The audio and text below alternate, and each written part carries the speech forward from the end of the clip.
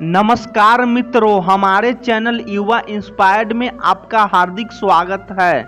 मित्रों, अक्सर हमारे मन में यह सवाल उठता है कि क्या हम अपनी किस्मत खुद बना सकते हैं?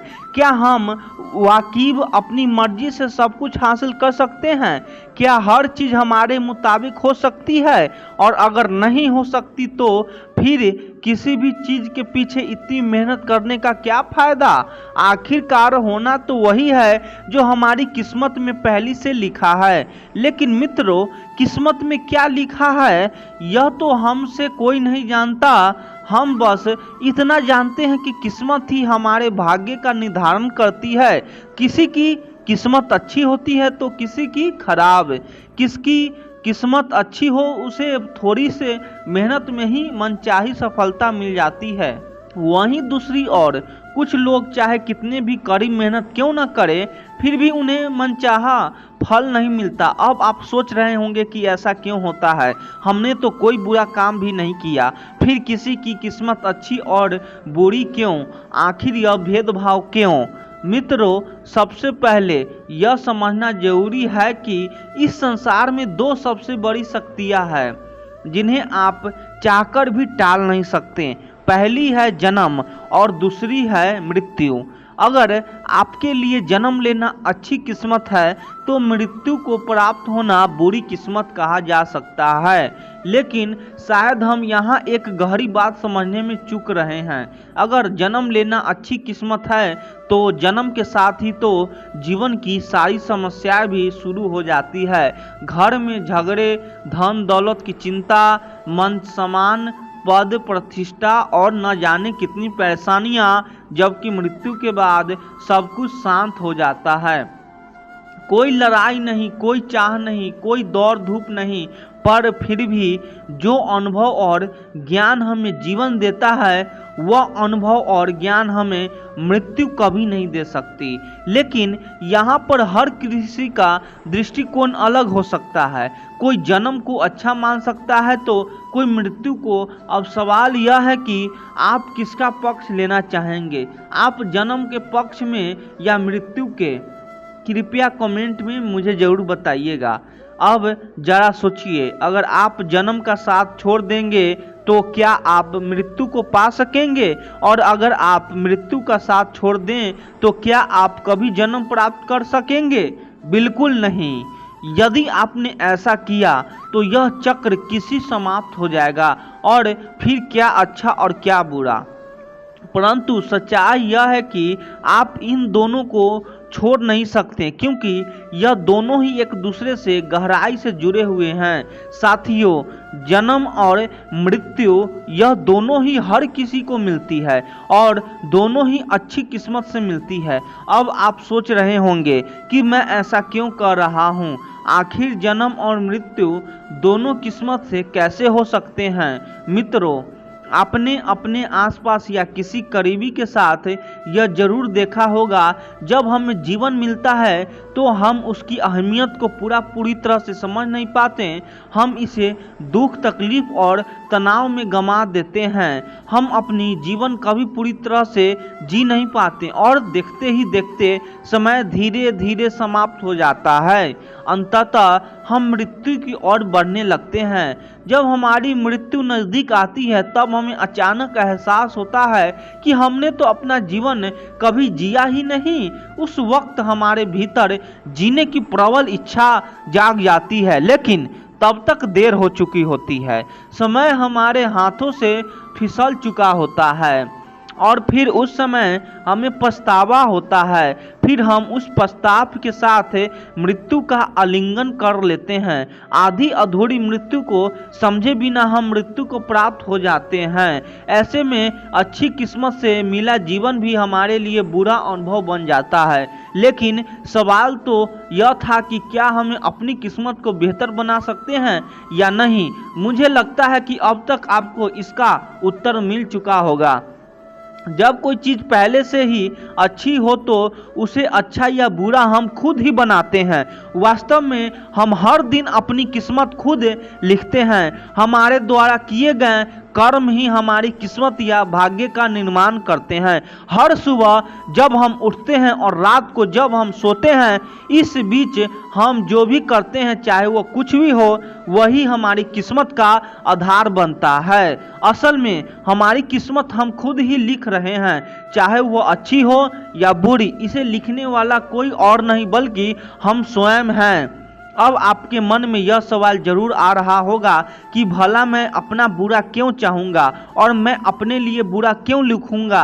यहाँ समझने वाली बात यह है कि हर इंसान अपने लिए अच्छा ही चाहता है और वह अपनी अच्छी किस्मत ही लिखना चाहेगा। लेकिन असल बात यह है कि हमें यह एहसास नहीं होता कि हम हर दिन कुछ लोग अर्थात हम अपनी किस्मत भी बना रहे हैं, चाहे वो अच्छी हो या बुरी। हमें इसका एहसास नहीं होता और बाद में हमें यह महसूस होता है कि हमने जो किया वो अच्छा था या बुरा, लेकिन तब तक वो हमारे भाग्य का हिस्सा बन चुका होता है। अब आप इतना तो समझ ही गए होंगे कि आपकी किस्मत किसी और के हाथों में नहीं बल्कि पूरी तरह आपके हाथों में है। जैसे आप करते हैं वैसे ही आपको लौट कर मिलती है। हर कर्म और हर विचार धीरे धीरे आपके भाग्य की कहानी लिखता है।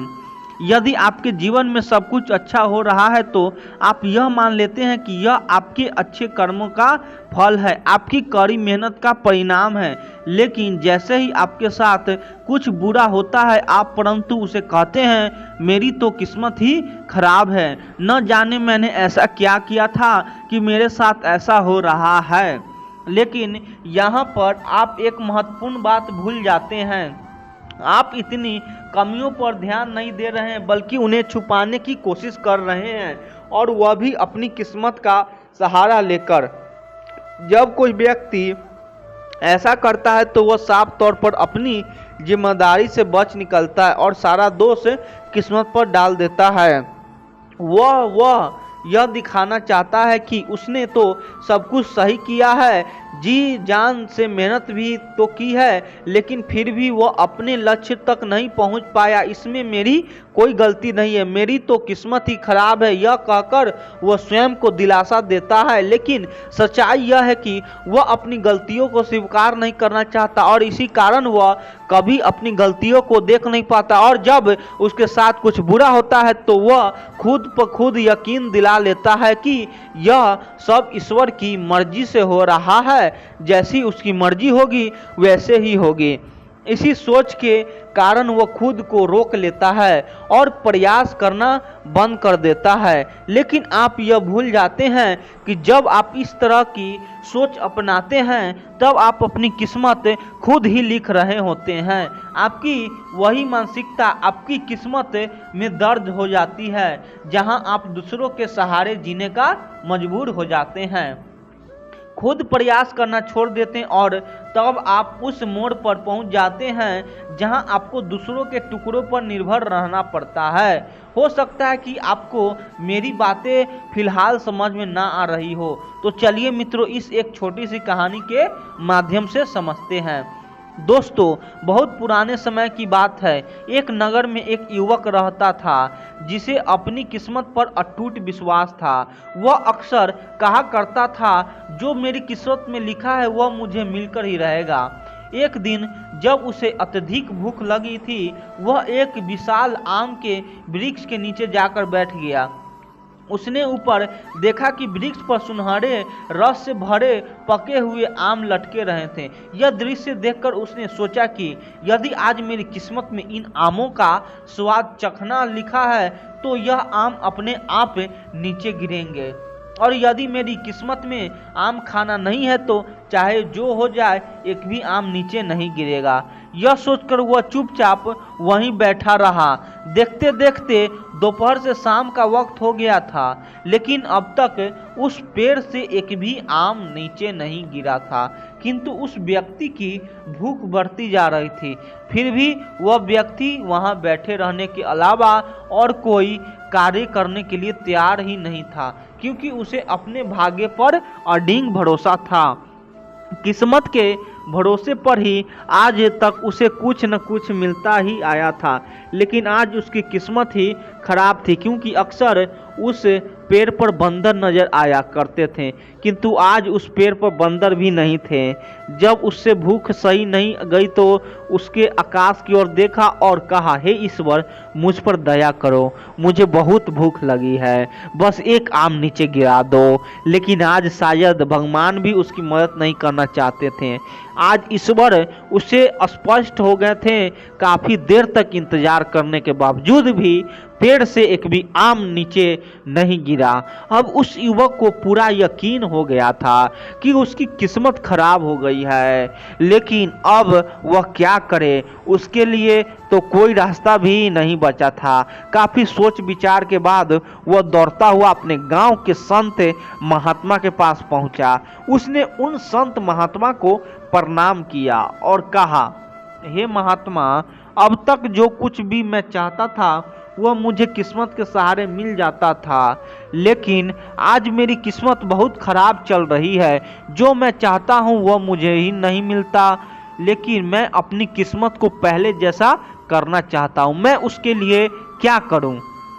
कृपया करके मुझे बताइए। इस पर वे संत महात्मा मुस्कुराए और बोले, बेटा, तुम वो करो जो तुम नहीं कर रहे हो। यह सुनकर वो युवक थोड़ी देर सोच में पड़ गया और फिर बोला, हे महात्मा, मैं तो वो सब कुछ कर रहा हूँ जो मुझे करना चाहिए, फिर भी उस आम के पेड़ में मेरे लिए एक भी आम नीचे नहीं गिरा। तब संत महात्मा ने युवक से कहा, बेटा, तुम उस पेड़ के नीचे फिर से जाओ और एक पेड़ पर खड़े हो जाओ, देखना तुम्हारे लिए उस पेड़ से आम जरूर गिरेगा। लेकिन ध्यान रहे, जब तक आम उस पेड़ से ना गिरे तब तक तुम एक ही पैर पर अडिग खड़ा रहना। उस युवक ने उन संत महात्मा की बात मान ली और दौड़ता हुआ फिर से उसी आम के पेड़ के नीचे जा पहुंचा और एक पेड़ पर जाकर खड़ा हो गया। समय बीतता गया, लेकिन पेड़ से अब भी एक भी आम नीचे नहीं गिरा था। बहुत समय निकलने के बाद उसके लिए एक पैर पर खड़े रहना भी बहुत मुश्किल हो चुका था। देखते ही देखते वह अचानक गिर पड़ा, लेकिन उसने हार नहीं मानी। जैसे तैसे उसने खुद पर खुद संभालते हुए वह फिर से खड़ा हो गया। अब वह युवक फिर से उस संत महात्मा जी के पास जा पहुंचा और कहने लगा, हे महात्मा, लगता है मेरी किस्मत ही खराब है। आपके कहे अनुसार मैंने सब कुछ किया। मैं जाकर उस पेड़ के नीचे एक पेड़ पर खड़ा हो गया, फिर भी पेड़ से एक भी आम नीचे नहीं गिरा। इस पर संत महात्मा ने मुस्कुराते हुए कहा, बेटा, कोई बात नहीं, इस बार तुम सिर के बल खड़े हो जाओ, विश्वास रखो, तुम्हारी किस्मत अवश्य पलटेगी और तुम्हें अपना फल प्राप्त होगा। वह युवक फिर से उन संत महात्मा की बात मान लेता है और दौड़कर एक बार फिर से उस पेड़ के नीचे सिर के बल खड़ा हो जाता है। समय बीतता गया। इस बार भी वह काफी देर तक सिर के बल खड़ा रहा, लेकिन फिर भी पेड़ से एक भी आम नीचे नहीं गिरा। लेकिन उस युवक के सिर में असहनीय दर्द हो रहा था, जिसके कारण वह अब ज्यादा देर तक सिर के बल खड़ा नहीं रह सकता था। इसीलिए एक बार फिर से वह अपने पैरों के बल खड़ा हुआ और तेजी से भागता हुआ उन संत महात्मा जी के पास पहुंचा। उसने संत महात्मा से कहा, हे महात्मा, अब तो मुझे पूरा विश्वास हो गया है कि मेरी किस्मत फूट चुकी है। जैसे आपने कहा था मैंने वैसा ही किया, फिर भी पेड़ से मेरे लिए एक भी आम नहीं गिरा है। अब आप ही कोई उपाय बताइए, मैं क्या करूं? इस पर उन संत महात्मा ने कहा, बेटा, अब एक काम करो, तुम वापस उस आम के पेड़ के पास जाओ और उस पेड़ पर चढ़कर हर एक आम से विनती करो ताकि वे तुम्हारे लिए पेड़ से नीचे गिर जाए।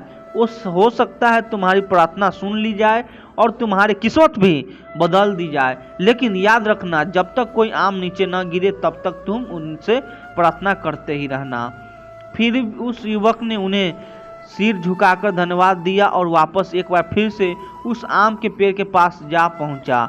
वहां पहुंचते ही वह उस पेड़ पर चढ़ गया और दोनों हाथ जोड़कर पूरी श्रद्धा से उसने पेड़ पर लगे आमों से प्रार्थना करनी शुरू कर दी ताकि वह आम जमीन पर गिर जाए, उसे प्राप्त हो सके और वह अपनी भूख मिटा सके।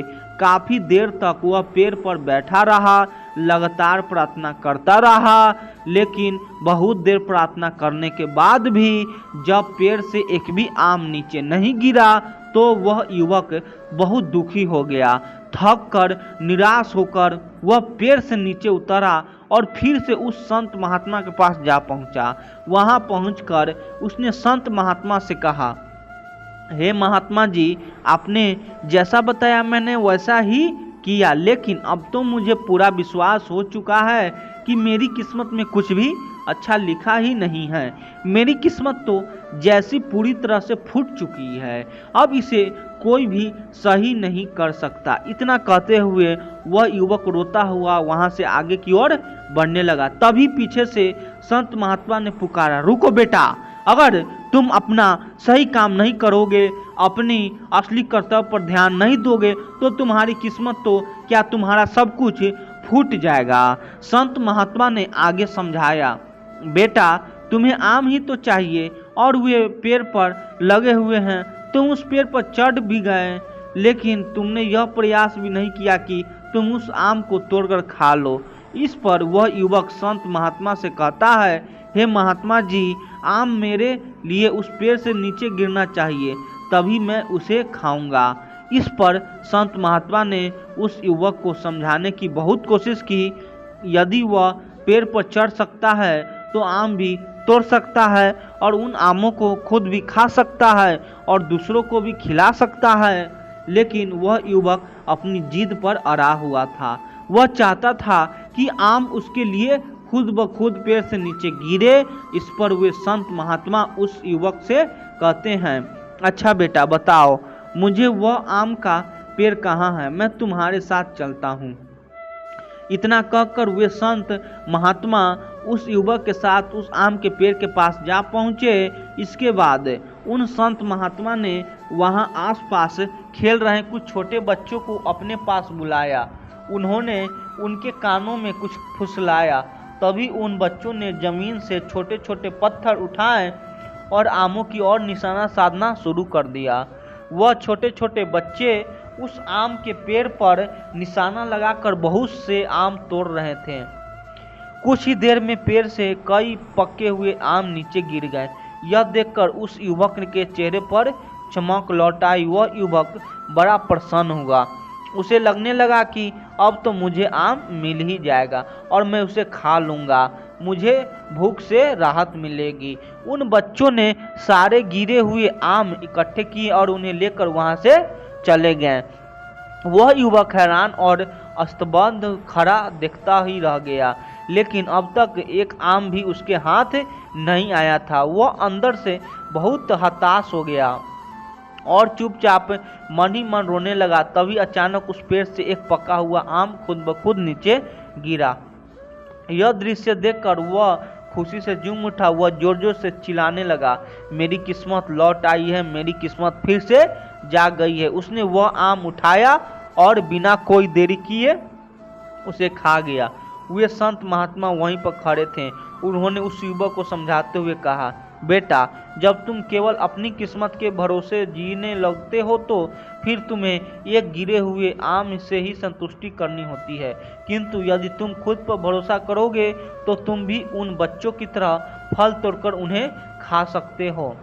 संत महात्मा ने आगे समझाया, जब इंसान अपने से ज़्यादा किस्मत पर भरोसा करने लगता है तब उसकी किस्मत धीरे धीरे उसका साथ छोड़ देती है, और यह इसलिए होता है क्योंकि उसे खुद पर भरोसा ही नहीं होता है। वह केवल किस्मत के सहारे जीता है। वह सोचता है हमें तो भरोसा अपनी किस्मत पर है और जो हमारी किस्मत में होगा वही हमें मिलेगा, उससे ज़्यादा हमें और कुछ नहीं चाहिए। संत महात्मा ने युवक को आगे समझाते हुए कहा, बेटा यह सोच लेना कि किस्मत में जो लिखा है वही मिलेगा और उससे ज़्यादा कुछ नहीं मिलेगा। जो नहीं लिखा है वह चाहे कितना भी प्रयास कर ले उसे प्राप्त नहीं होगा। इसीलिए कर्म करते हुए भी मन को शांत रखना परम धैर्य का प्रतीक है।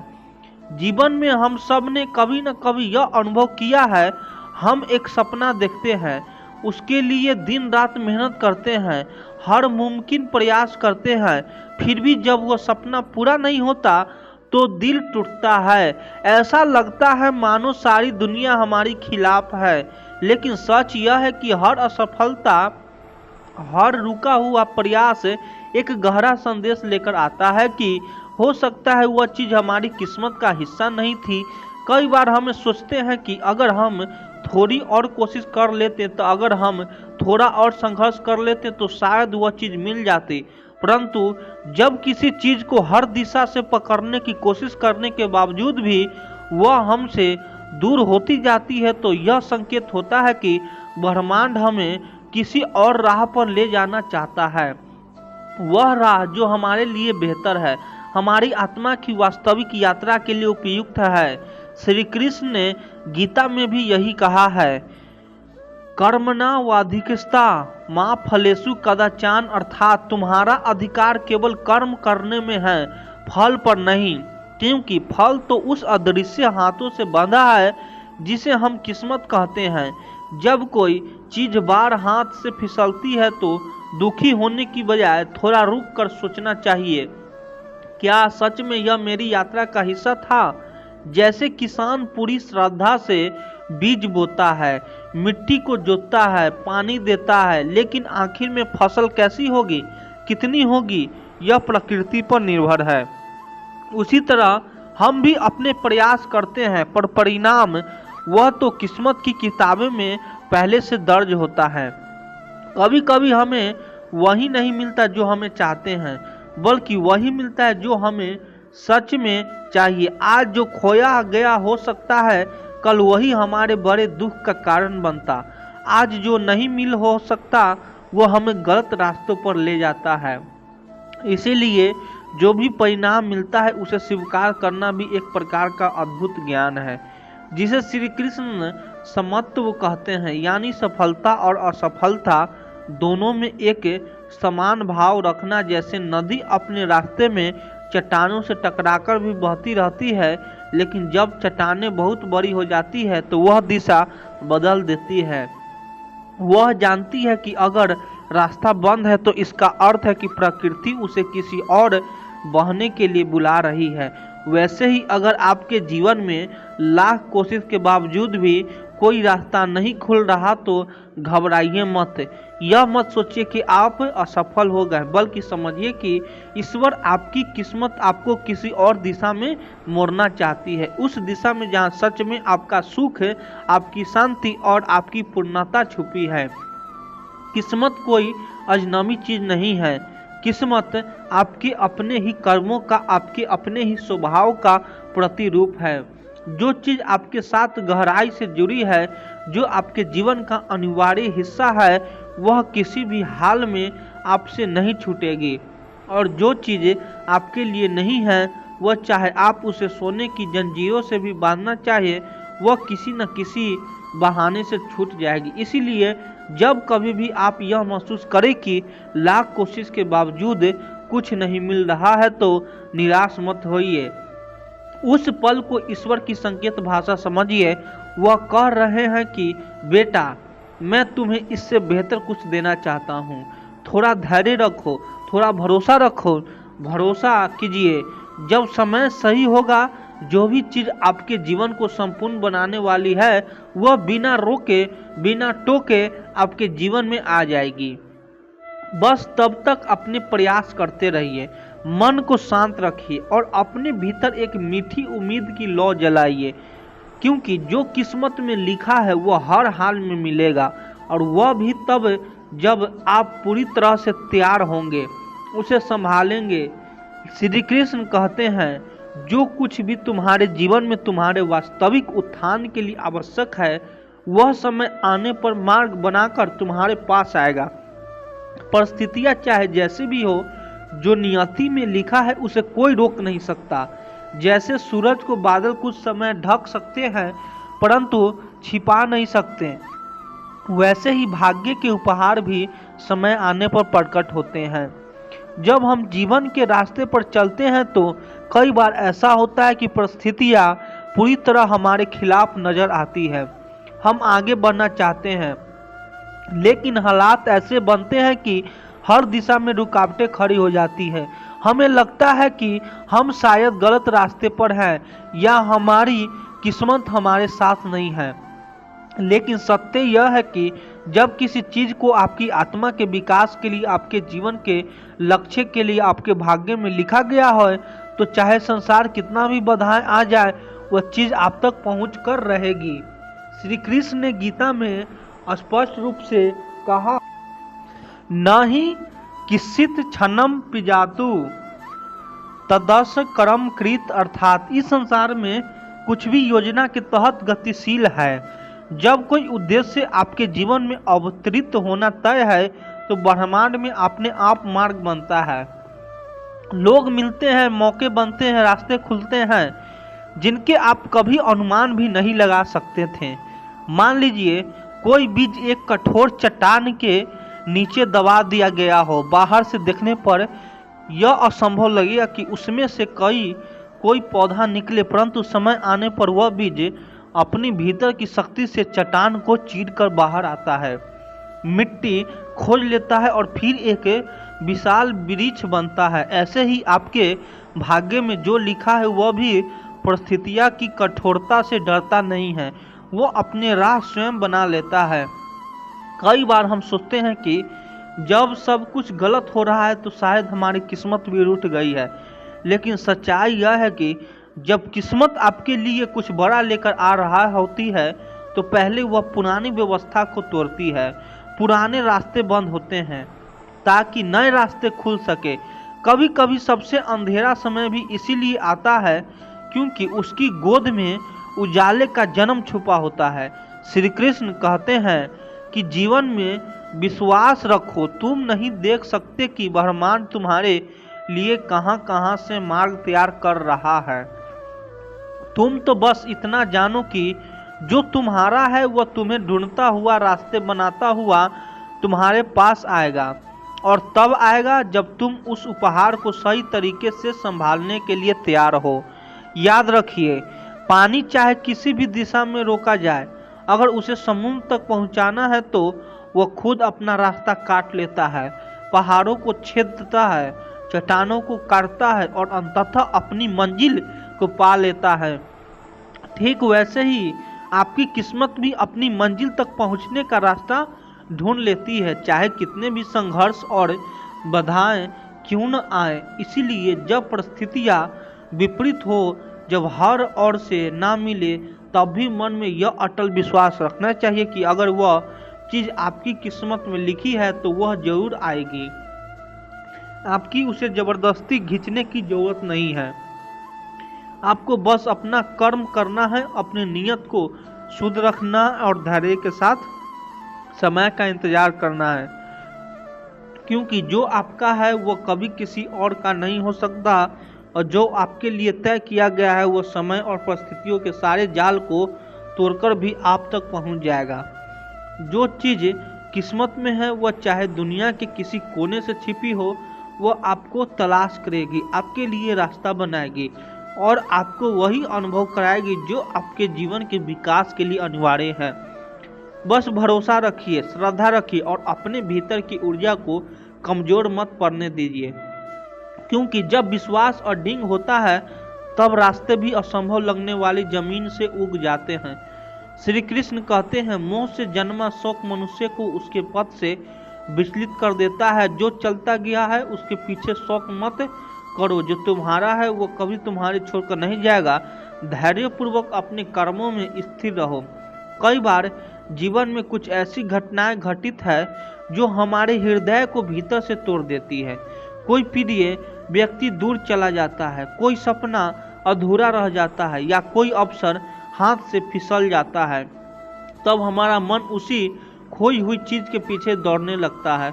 हम सोचते हैं काश वह वापस आ जाए। हम बार बार बीते हुए समय को याद करते हैं और अपने वर्तमान को दुख और पछतावे में बर्बाद कर देते हैं। पर सच्चाई बहुत सरल है और उसे समझना बेहद जरूरी है। अगर कोई चीज़, कोई व्यक्ति, कोई अवसर सचमुच आपके जीवन के लिए बना था तो वह चाहे कितने भी तूफान आए आपके पास ही रहता है।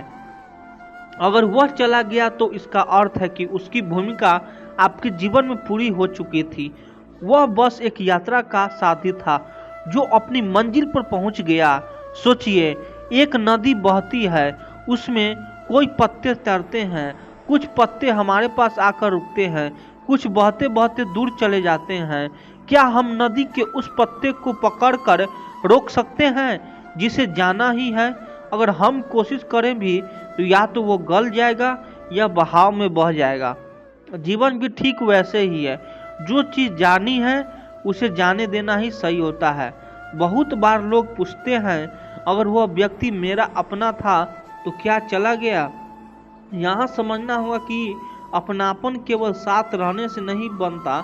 सच्चा अपनापन वह होता है जो समय की कसौटी पर खरा उतरे। अगर कोई जीवन के हर मोड़ पर आपका साथ छोड़ देता है तो शायद वह कभी भी पूरी तरह से आपका नहीं था।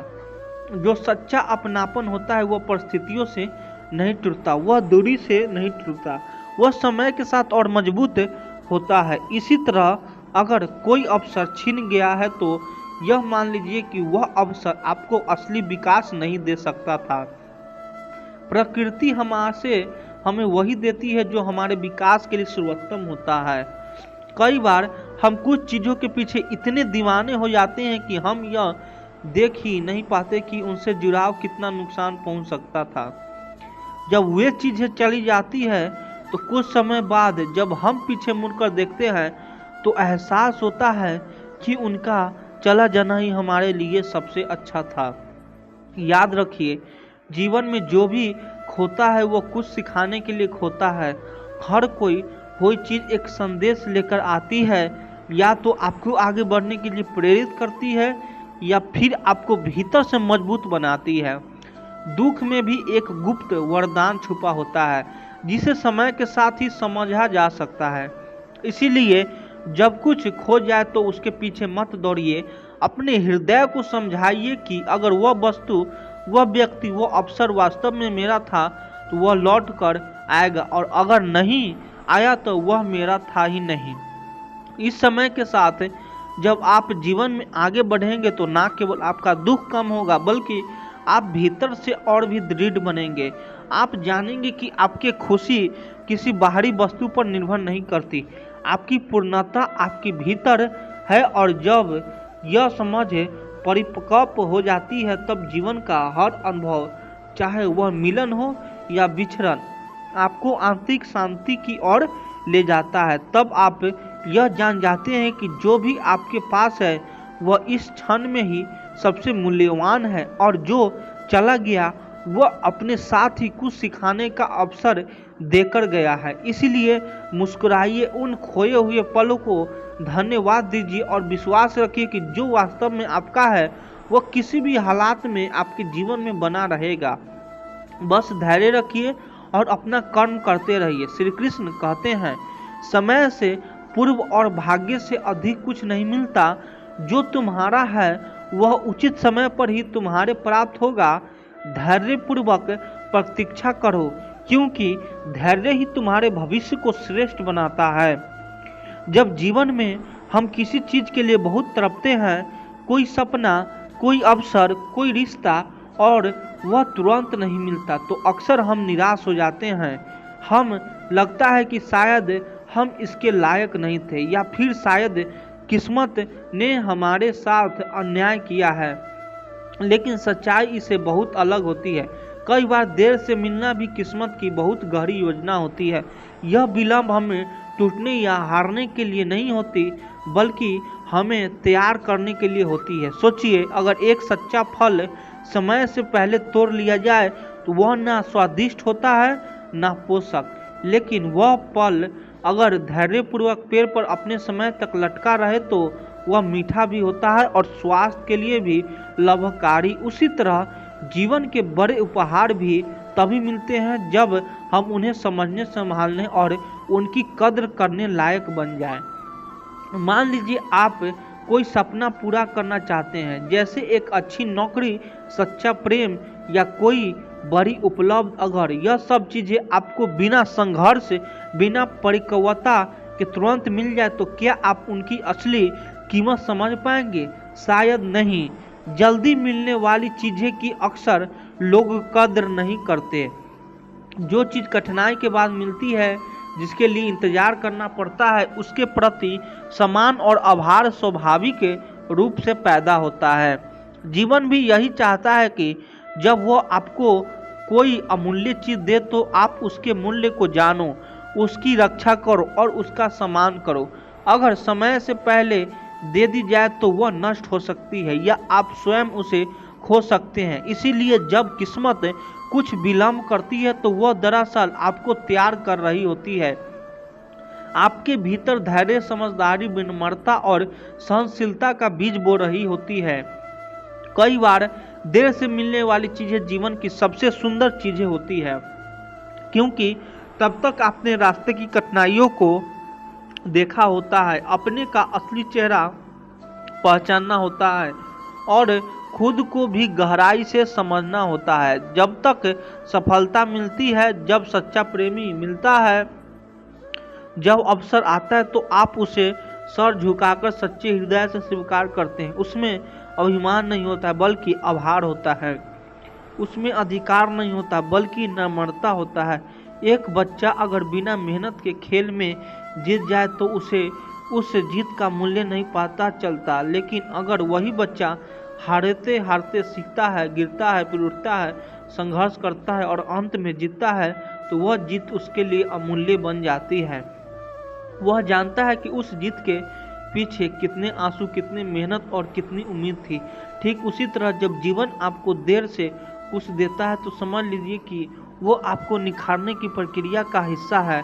हर दिन, हर कठिनाई, हर इंतजार आपके भीतर कुछ न कुछ जोड़ रहा है, धैर्य, गहराई, समझ और सहनशीलता। इसीलिए जब अगली बार कोई सपना अधूरा रह जाए, कोई इच्छा तुरंत पूरी ना हो या कोई यात्रा लंबी लगे तो परेशान ना होइए। यह किस्मत की एक विशेष योजना है। वह आपको सिर्फ देने के लिए नहीं, आपको योग्य बनाने के लिए समय ले रही है, ताकि जब वह चीज़ आए तो आप उसकी सही किस्मत समझे और उसे संजो कर रखो। याद रखिए, जल्दी मिलने वाली चीज़ें अक्सर जल्दी चली जाती है, लेकिन देर से आने वाली चीज़ें आपको आत्मा में गहरी जड़ें जमाती है। वे आपके हिस्सा बन जाते हैं, ऐसे हिस्सा जिसे कोई छीन नहीं सकता। तो धैर्य रखिए, विश्वास बनाए रखिए और अपना कर्म करते रहिए। जीवन आपको वही देगा जो आपके लिए सर्वोत्तम है, ठीक उस समय पर जब आप उसके काबिल बन जाएंगे। जब तुम किसी लक्ष्य को पाने का पूरा प्रयास करते हो तो जीवन तुम्हारी मदद करता है। तुम्हारे इरादों में अगर सच्चाई है तो रास्ते अपने आप साफ हो जाते हैं। मनुष्य की असली ताकत तब सामने आती है जब अब कठिन परिस्थितियों से घबराए बिना आगे बढ़ता है। जो तुम्हारे लिए सही है वो कभी भी समय से पहले या गलत समय पर नहीं आएगा। जीवन में कभी भी चीज़ें जैसे तुम चाहोगे वैसे नहीं होता, लेकिन तुम देखोगे कि जो होता है वो तुम्हारे लिए सही होता है। समय की परख पर जो तुम्हारा है वो तुम्हारे पास आ ही जाता है। हमारियों के रास्ते कभी सीधे नहीं होते, लेकिन अगर हम सच्चे होते हैं तो जीवन हमें वही देता है जिसमें हम सच्चाई से जुड़ सकते हैं। जब तक तुम अपने लक्ष्य में पूरा विश्वास रखते हो तब तक कोई भी कठिनाई तुम्हें रोक नहीं सकती। कठिन रास्ते तुम्हारे लिए सिर्फ एक परीक्षा है जो तुम पर विश्वास और संघर्ष की ओर गहरा करती है। सपने हमेशा उसी व्यक्ति को मिलती है जो उन्हें पूरा करने का साहस रखता है। जब तुम्हारा समय आएगा तुम देखोगे कि हर कड़ी मेहनत का फल तुम्हारे पास आएगा। हर मुश्किलों से गुजरने के बाद तुम पाओगे कि तुम पहले से ज़्यादा मजबूत हो चुके हो। जीवन की कठिनाइयाँ तुम्हें केवल एक नया और बेहतर रूप देती है। तुम जो चाह रहे हो वह तुम्हारे भीतर है। उसे पाने के लिए तुम्हें अपने भीतर की शक्ति और विश्वास को पहचानना होगा। बाहर से कुछ भी मिलने का इंतजार मत करो, वह तुम्हारे भीतर ही पहले से है। जब तक तुम खुद पर विश्वास नहीं करते, तुम्हारे सपने अधूरे रहते हैं। विश्वास और मेहनत से जो तुम्हारे लिए है वह तुम्हारे पास जरूर आएगा। कभी कभी हमें कुछ खोने के बाद ही समझ आता है कि हमें क्या चाहिए था। खोने से हम सच्ची समझ और एक नई दिशा पाते हैं, जिससे हम अपनी असली मंजिल तक पहुंचते हैं। जीवन के रास्ते में जो भी कष्ट या दुख आता है वह हमारी कड़ी मेहनत और आत्मविश्वास को परखने के लिए होते हैं। जैसे ही तुम इन्हें पार करते हो, तुम्हारे सामने सफलता के द्वार खुल जाते हैं। सच्ची कोशिश कभी व्यर्थ नहीं जाती। तुम कितने भी बार असफल हो जाओ, तुम्हारे भीतर कुछ ऐसा है जो तुम्हें बार बार उठने और प्रयास करने की शक्ति देता है। मनुष्य की यात्रा लंबी हो सकती है, लेकिन हर एक कदम उसे अपनी मंजिल के करीब लाता है। हर संघर्ष के बाद सफलता और खुशी के पल और भी सुंदर हो जाते हैं। जो चीज़ तुम अपनी दिल से चाहते हो वह तुम्हारे इरादों के साथ जुड़ी रहती है। जैसे ही तुम सच्चे दिल से अपनी मेहनत लगाते हो, तुम्हारे सपने हकीकत बन जाते हैं। कभी कभी रास्ते के कठिन मोड़ हमें यह सिखाते हैं कि हमें अपनी मंजिल पाने के लिए और ज़्यादा मेहनत करनी चाहिए। जीवन के हर मोड़ पर तुम्हारे भीतर की ताकत को पहचानो, वह तुम्हें हर कठिनाई से पार कराएगी। जिंदगी में कभी भी हार को स्वीकार मत करो, क्योंकि वह सिर्फ एक अस्थायी अवस्था होती है। जो तुम्हारे लिए है वह हमेशा तुम्हारे पास आएगा। बस धैर्य और विश्वास बनाए रखो। जब तुम अपने सपनों के पीछे सच्ची मेहनत और भरोसे के साथ चलते हो तो समय अपने आप तुम्हारे पक्ष में हो जाता है। कोई भी कठिनाई तुम्हें गिरा नहीं सकती। अगर तुम्हारा मन साफ और इरादे मजबूत है तो जीवन कभी भी तुम्हें गलत रास्तों पर नहीं ले जाता। सही समय और सही रास्ता तुम्हारे कदमों के नीचे खुद ब खुद बिछता है। तुम्हारी संघर्षों की कहानी ही तुम्हारे जीवन का सबसे बड़ा शिक्षक है। वह तुम्हें सिर्फ मजबूत नहीं बनाता, बल्कि वह तुम्हारी ताकत को पहचानने का मौका भी देता है। तुम अपने भीतर के आत्मविश्वास और मेहनत से ही दुनिया की सबसे कठिन स्थिति से निकल सकते हो। यही जीवन का असली उद्देश्य है। खुद पर विश्वास और प्रयास करना। जिन्हें दुनिया असंभव कहती है, वे ही लोग समय आने पर असंभव को भी संभव बना देते हैं। तुम्हारे लिए जो सही है वह समय के साथ तुम्हारे पास जरूर आएगा। जीवन के सच्चे उद्देश्य को पहचानो और उसे पूरा करने के रास्ते पे परेशानी तुमसे छेड़छाड़ नहीं कर सकती है। जब तक तुम ईमानदारी से अपनी कोशिश जारी रखते हो, सफलता तुम्हारी कदमों में होती है। जीवन में जो चीज़ें तुम्हारे लिए है वह चीज़ें जितने भी देरी से आए, लेकिन वो हमेशा तुम्हारे लिए सही समय पर और सही तरीके से आएगी। तुम जितना घबराओगे उतना ही तुम्हें सब कुछ और दूर लगेगा, लेकिन जब तुम धैर्य रखोगे तो सही वक्त पर वह तुम्हारे पास आएगा। कभी भी अपने रास्ते को छोटा या असंभव मत समझो। समय और मेहनत से वह राह तुम्हारे लिए इतनी आसान हो जाती है कि तुम्हें खुद ही यकीन नहीं होता। जीवन में किसी भी मुश्किल से डरने की जरूरत नहीं है, क्योंकि तुम्हारा संघर्ष ही तुम्हारे शक्ति है। तुम जितना अपने इरादों और सपनों के प्रति विश्वास रखोगे, उतना ही जीवन तुम्हारे सामने नए रास्ते खोलते जाएगा। जैसे ही तुम अपनी मेहनत और आत्मविश्वास को बढ़ाते हो, वैसे ही तुम्हारे मंजिल तुमसे और करीब आ जाती है। जीवन का हर मोड़ तुम्हें कुछ नया सिखाता है। हमें यह समझने की जरूरत है, जो चीज़ अभी भी हमें मुश्किल या असंभव लगती है वह बाद में भी हमारे लिए सबसे बड़ा आशीर्वाद बनकर सामने आती है। उस समय हमें समझ आता है कि जो हुआ वह हमारी भलाई के लिए था। जो चीज़ तुम्हारे लिए सही है वह तुम्हारे दिशा में बना किसी रुकावट के बढ़ती जाती है।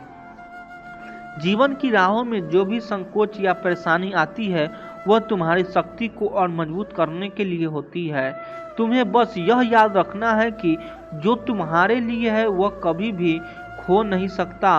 जब हम खुद ब खुद अपने सपनों को पूरी तरह से मान्यता देते हैं तो हमारी पूरी दुनिया बदल जाती है। जीवन में किसी भी काम को करने से पहले खुद से यह सवाल करो, क्या मैं इसके लिए पूरी तरह से तैयार हूँ? और जब तुम इस सवाल का उत्तर अपने भीतर से सच्चे दिल से पाओगे तो वह काम बिना किसी परेशानी के पूरा हो जाएगा। समय का सही उपयोग ही सफलता की कुंजी है। जब तुम सही दिशा में मेहनत करते हो तो भले ही तुम्हें लगे कि परिणाम देर से मिल रहे हैं, लेकिन हर दिन का काम तुम्हारे लिए बेहतर परिणाम लाता है। कभी भी अपने प्रयासों पर शक मत करो, क्योंकि जो तुम्हारे लिए है वह तुम्हारे प्रयासों से जुड़े होते हैं। जीवन का सबसे बड़ा सच यह है कि जितनी मेहनत तुम किसी चीज़ के लिए करते हो उतना ही वह चीज़ तुम्हारे लिए तैयार हो जाता है। इसीलिए कभी भी अपने लक्ष्य को छोटा मत समझो, क्योंकि तुम्हारे पास जो है वही सबसे बड़ा। तुम्हारी मेहनत और संघर्ष ही तुम्हारी असली पहचान बनते हैं। जीवन में जितने भी कठिन द्वार आते हैं वे तुम्हारी ताकत को पहचानते हैं और अपनी मंजिल तक पहुंचते हैं। अवसर होते हैं। जब तक तुम हर कदम पर सच्चाई और मेहनत के साथ चलते हो, कोई भी मुश्किल तुम्हें रुकने नहीं देगी। कभी कभी जीवन में हम वो नहीं पाते जो हम चाहते हैं, लेकिन वही जो हमें नहीं मिलता वह हमें उस रास्ते पर ले जाता है जो हमारी असली मंजिल तक पहुंचाता है। इस यात्रा में हर अनुभव हमें यह सिखाता है कि जो हमारे लिए है वह हमसे कभी दूर नहीं होता। तुम्हारी सफलता का सबसे बड़ा कारण तुम्हारा खुद पर विश्वास है। जब तुम अपनी क्षमताओं पर यकीन करते हो और जीवन में आगे बढ़ने के लिए पूरे मन से तैयार रहते हो तो तुम्हारी यात्रा अपने आप आसान हो जाती है। तुम्हारा आत्मविश्वास ही तुम्हारी सबसे बड़ी शक्ति है। जब जीवन में कुछ भी सही नहीं लग रहा होता तो समझो कि यह तुम्हें कुछ नया सीखने और बेहतर बनने का एक मौका दे रहा है। यदि तुम गिरते हो तो वह तुम्हें फिर से उठने की ताकत देगा, और जब तुम उठते हो तो तुम्हारे पास जो ताकत होती है वह तुम्हें आगे बढ़ने के लिए पूरी दुनिया को पार करने की क्षमता देती है। हमेशा याद रखो, हर संघर्ष तुम्हारी सफलता की और एक कदम है। जो तुमसे छीन लिया जाता है वह तुम्हारे लिए कुछ बेहतर की राह तैयार कर रहा होता है। श्री कृष्ण कहते हैं, जिसे तुम अपना समझकर आश्रम लेते हो वही संसार अवसर के साथ अपना रूप बदलता है। सच्चा साथ केवल आत्मा का होता है, बाकी सब लाभ की भाषा समझते हैं। कितनी बार जीवन में ऐसा होता है कि जब तक हमारे पास कुछ देने का होता है, पैसा, समय, ताकत या मन का सहारा, लोग हमारे चारों ओर होते हैं। हमें लगता है कि यह हमारे अपने हैं। हम उनके लिए दरवाजे खोलते हैं, मन खोलते हैं और कभी कभी तो अपना सब कुछ भी अर्पण कर देते हैं। मगर जैसे ही हम जरा सा लड़खड़ाते हैं, जैसे ही वक्त हमारे साथ थोड़ा कठिन हो जाता है, एक एक करके सारे चेहरे बदलने लगते हैं। जिन चेहरों पर मुस्कान थी वहां अब बेरुखी दिखती है। जो हमारे सुख में उत्सव मनाते थे वही दुहक में हमसे नजरें चुराने लगते हैं।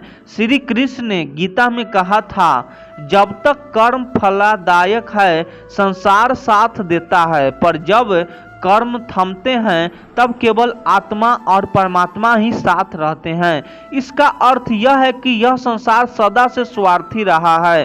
यह कोई नई बात है। पांडवों के साथ भी यही हुआ था। जब वे हस्तिनापुर के राजकुमार थे तो हर और समान था, लेकिन जैसे ही उन्हें वनवास मिला उनके अपने भी उनसे मुंह मोड़ने लगे। यही इस जीवन का क्रूर सत्य है। लोग तब तक साथ देते हैं जब तक आप उनके काम के हो, और यह केवल बाहर की दुनिया की बात नहीं है। घर में, रिश्तों में, दोस्तों में, हर जगह यही पैमाना बन गया है। मुझे इससे क्या लाभ होगा अगर जवाब नहीं है तो रिश्ते कमजोर पड़ने लगते हैं। एक समय था जब इंसान भावनाओं से जुड़ता था, अब वह सुविधा में बंधा है। अगर आप किसी की जरूरत नहीं रहे तो आप उसकी दुनिया से धीरे धीरे मिटा दिए जाते हैं। लेकिन इसका अर्थ यह नहीं है कि हम प्रेम करना छोड़ दें। श्री कृष्ण हमें यह नहीं सिखाते कि संसार से कट जाओ, वे तो यही कहते हैं प्रेम करो लेकिन मोह मत करो, सेवा करो लेकिन अपेक्षा मत रखो। जब तुम किसी के लिए कुछ करो तो उसे ईश्वर को अर्पण मानकर करो, व्यक्ति विशेष को नहीं, क्योंकि जब आप बिना अपेक्षा के देते हो तब आपका मन दुखी नहीं होता। पर जब आप बदले की आशा में कुछ करते हो और वह पूरी नहीं होती तो वही रिश्ता बोझ बन जाता है। कभी कभी हम यह सोचते हैं कि हमने लिए इतना किया फिर भी वह हमारा नहीं रहा। लेकिन क्या श्री राम को वनवास में भरत छोड़ गए थे? नहीं, क्योंकि सच्चा प्रेम अपेक्षा से नहीं चलता, आत्मा की पहचान से चलता है। लेकिन वह भरत जैसे लोग बिरले होते हैं। अधिकतर दुनिया शकुनी की तरह होती है, सार्थकता तक साथ फिर राजनीति। इसीलिए जब आप इस संसार में चलते हैं तो चलते रहिए, प्रेम कीजिए, सहयोग दीजिए, लेकिन चेतन रहिए। मत भूलिए कृष्ण ने सुदामा की गरीबी नहीं देखी, उनका प्रेम देखा। लेकिन दुनिया सुदामा की गरीबी देखकर ही दूरी बना लेते हैं। यही मतलबी दुनिया सच है। और जब आप कमजोर पड़ते हैं, जब जीवन आपको गिराता है तो डरिए मत, क्योंकि यहीं पर असली आत्मबल पैदा होता है। जब लोग साथ छोड़ देते हैं तो कृष्ण भीतर से आपको थामते हैं। वे कहते हैं मैं हर उस व्यक्ति के साथ हूँ जो दूसरों के साथ छोड़े जाने पर भी अपना धर्म नहीं छोड़ता। यही आपकी ताकत है। जो साथ छोड़ गए वे कभी आपके थे ही नहीं, जो साथ रह गए वे ही आपके आत्मिक बंधु हैं। बाकी सब सिर्फ किरदार थे जो समय पूरा होते ही चले गए। अब जिंदगी को मोह से नहीं समझ से जीना सीखिए, फिर कोई आपको अकेला नहीं कर पाएगा, क्योंकि तब आपके साथ खुद कृष्ण हो गए। श्री कृष्ण कहते हैं जो लोग केवल वचन देते हैं वे समय आने पर परीक्षा में असफल हो जाते हैं। सच्चा साथी वह होता है जो तुम्हारे अंधकार में तुम्हारे साथ खड़ा रहे, ना कि केवल तुम्हारे प्रकाश में। जीवन में सबसे ज़्यादा चुभने वाला अनुभव तब होता है जब वह लोग जिन्होंने कभी कस्में खाई थी नहीं, साथ निभाने की मुश्किल वक्त में सबसे पहले नजरें फिर लेते हैं। हम सोचते हैं कि किसी ने अगर वादा किया है तो वह हमारे लिए दीवार बनकर खड़ा रहेगा, मगर सच्चाई इससे बहुत अलग होती है। कृष्ण का जीवन इसका सर्वोत्तम उदाहरण है। महाभारत के युद्ध से पहले जब अर्जुन ने देखा कि उसके सामने गुरु, भाई और सगे संबंधी खड़े हैं तो वह विचलित हो गया, उसकी आत्मा कांप उठी। तब श्री कृष्ण ने उसे अकेले नहीं छोड़ा, उन्होंने न केवल उसका मन संभाला बल्कि जीवन का ज्ञान दिया और सारथी बनकर उसे युद्ध भूमि में आगे बढ़ाया। यही है सच्चे साथ का स्वरूप। लेकिन क्या हर कोई ऐसा होता है? नहीं।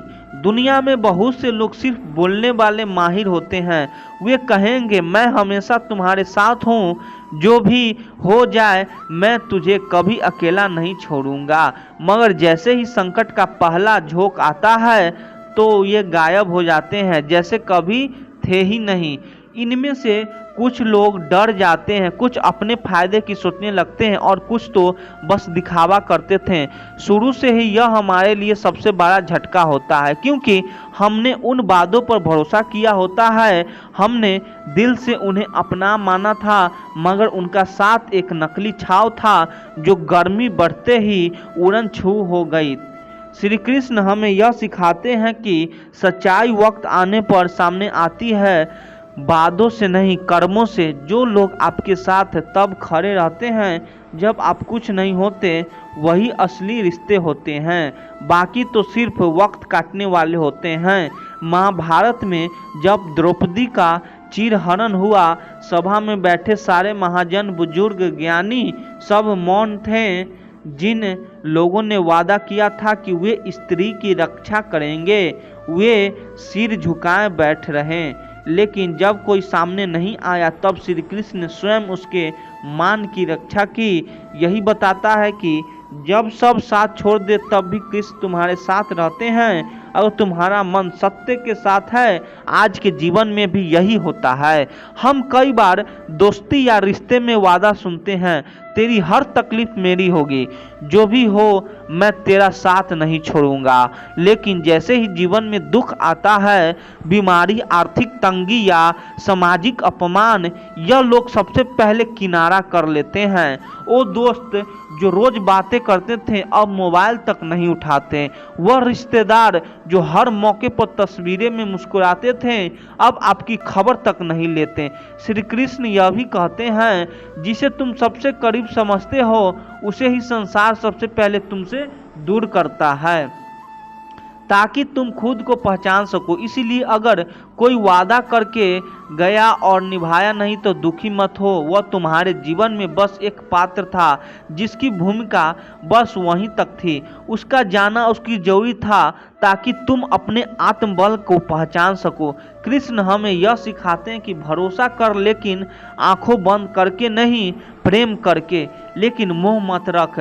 और सबसे ज़्यादा अपने आप को कितना मजबूत बना कि जब कोई वादा करके साथ ना दे तब भी तुम टूटो नहीं। सच तो यही है, वक्त सबसे बड़ा सत्य है। वही बताता है कि कौन केवल शब्दों का खिलाड़ी था और कौन वाकई तुम्हारे जीवन का हिस्सा था। और जब अगली बार कोई वादा करे तो मुस्कुराओ, क्योंकि तुम्हें अब समझ आ गया कि साथ देने का वादा करना आसान है, निभाना नहीं।